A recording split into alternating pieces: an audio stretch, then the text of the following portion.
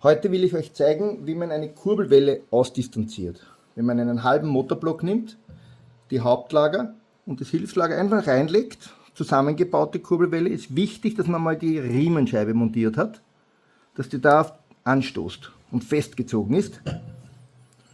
Und gehen wir auf die andere Seite rüber, dass man das dann auch sieht. Den Schwung montieren wir auch und original gibt es eigentlich nur 1/10. Wir haben 2 und 3 Zehntel auch für die Leute, die was danach gedreht haben, wo die Passungen nicht mehr passen. Aber vom Werk ist 1/10. Dünner gibt es nicht, weil da drückt das auf das Hauptlager an und das nutzt sich ab, das Hauptlager. Kann man schauen, wenn da noch eine Beschichtung drauf ist, das Silberne oder das Kupfer, wenn es schon durchkommt, das hat ein bisschen gekuppelt. Nicht?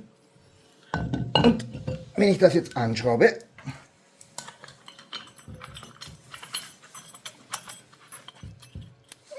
so,